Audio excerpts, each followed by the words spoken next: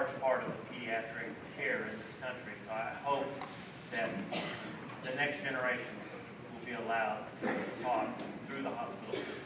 It's very, very important. And thank you from me and from my family very much. Now, enough about me. I'm gonna sit down here so I can use the screen as a prompt. Jordan Taylor Virouette was born on June 11, 1995 in Claremore, Oklahoma, to Jean and Sandra Virouette. He doesn't seem very happy. This is one day old. She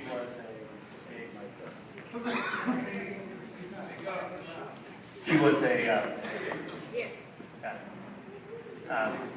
had a normal pregnancy, and Jordan did very well. She thrived. This is her mom, Sandra, and her dad. She did very well as a child. Reached all of her milestones. I love that picture. She started walking normally at her normal milestone. You got to always throw one of these pictures in.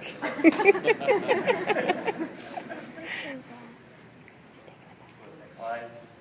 Again, she started walking normally. And her dad speaks very eloquently in some paperwork that he sent me, kind of telling me the story of Jordan, about her infectious smile, and it really is. April 7th, 1998, Jordan's almost 3 years old. Now, this is her dad's words, and they're very powerful, so I wanted to let you read them along with me, because this and the next slide. April 7th, 1998 was my birthday. Again, this is her dad speaking. A day to celebrate. Instead, it was a day of sorrow as I got the call at work. Jordan is very sick in the hospital, and they believe she will not make it. I was on the first flight out in the morning, praying I would make it in time to at least tell my daughter I loved her one more time before having to say goodbye. Jordan had contracted meningococcal disease. Her skin was a shade of blue except for purple bruises that were showing up all over her body.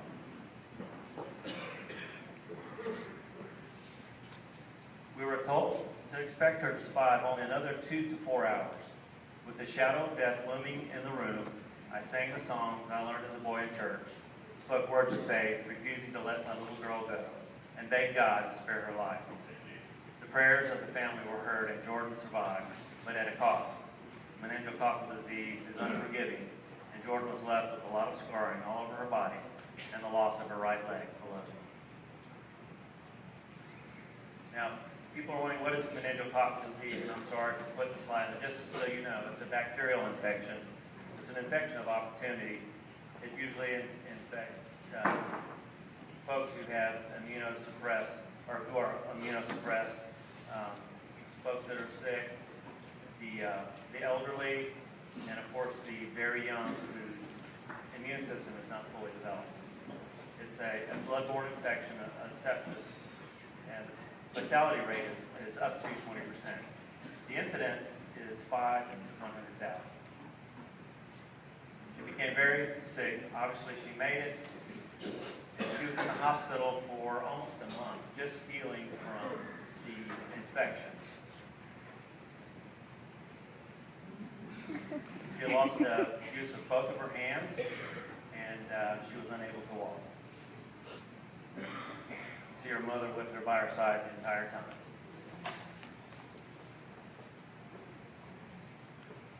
She was discharged from the Oklahoma City's Children's Hospital. The Jordan family traveled back to Richmond, Virginia to begin Jordan's long road to recovery. While in Richmond, that process took approximately 2 months where she learned how to use her hands again, and she was fit with her first prosthesis and was taught to use the prosthesis.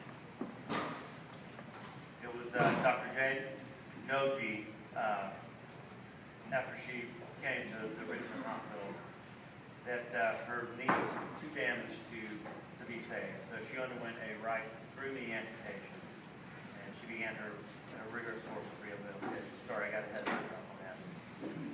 So she had the amputations and began rehabilitation. kind of scary for a very young child and a young family. Her mom delivered their second child 3 days after this happened. So she was in the hospital next door. And within 24 hours was actually, after delivering a child, going back and forth to check on Jordan while this was happening. You can see the scarring on her shoulders and arms. It's very similar to a burn. And a lot of the kids that have meningococcal disease are actually treated at the Cincinnati unit for the injuries. She's now ready to fit with the prosthesis. So she gets her first prosthesis. It's a very simple prosthesis. We have it up on the stage here. This is the actual first prosthesis she was fit with. It's fairly simple, and what I like to make the comparison of, you don't fit kids with Ferraris, you fit them with Jeeps because they'll destroy anything that you put on in very short order. And that's what this is. You can see the mileage it has on it. It did have a strap on the front for the extension assist for the knee itself. As compared to what she has now, which is a computer-controlled, programmable knee with a carbon composite foot. Let's move forward quite a bit as a young lady and wearing a prosthesis. So she starts her therapy and progresses as a child, reaching all of her milestones, becoming a normal kid, getting involved at Shriners Hospital. She's seen at the Shreveport unit. Being a good big sister. Most of the pictures I see, she's with her sister, so you'll notice that. Over the next 16 years, Jordan will have 9 different prostheses made. The average cost of one of her prostheses was $20,000. Over the years, her prostheses have become more sophisticated. We've already talked about this. Her activities have changed, and technology has improved, quite honestly. Her first prostheses were made simple single-axis knee with an elastic strap for knee extension and a very basic foot. So she's with her sister here. Again, she's, I think at this point, is, I guess you guys are in Texas, I'm not sure. So she was also seen in the Houston unit, Shreveport. She one time one trip to St. Louis, and then of course I met her at the Greenville unit on the Air Brigade when they were stationed at Fort Gordon and now Fort Charleston. There she is taking care of her sister.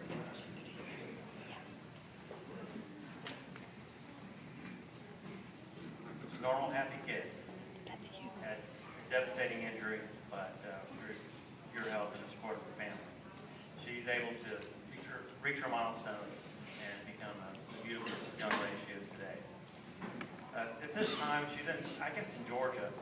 She undergoes surgery to correct a deformity in the left knee caused by her illness. And it will be the first time this surgical device is used on a child. And the surgery was performed by Shriners Hospital, Greenville's own Dr. Whitney Gibson, who's there now.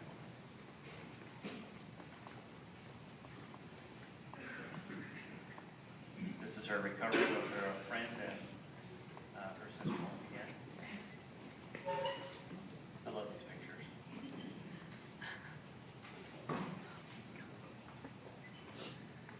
Jordan will have 6 surgeries over the next 16 years without any cost to the military family. Her last surgery was spring of 2013. She's turning into a young lady.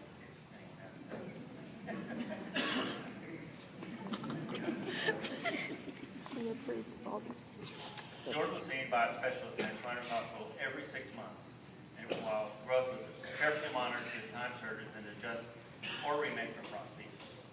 No small task.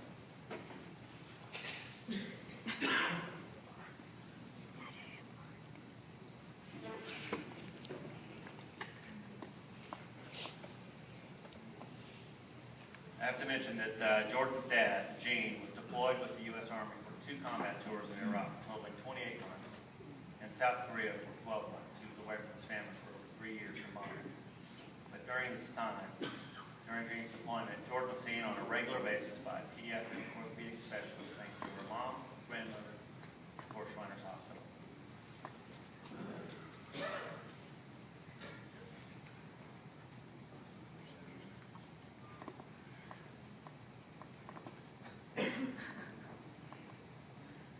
The Roadrunners and their respective temples have provided Jordan and accompanying parent transportation and travel expenses for over 30 trips for surgeries and follow-up appointments.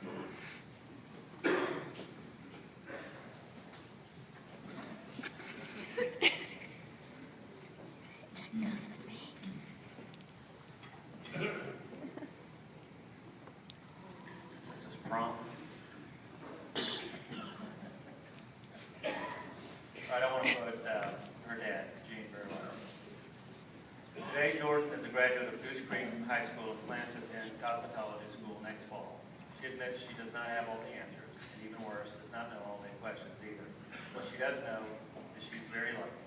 Lucky to be alive, lucky to have family who care so much, lucky to have dedicated friends who never give up, and lucky to have found a great fraternity of men and their incredibly supportive families to help her grow from a broken and terrified little girl into a young woman who still loves to laugh and pose with her trademark smile. And today, she is proud to tell you, she is finally a princess.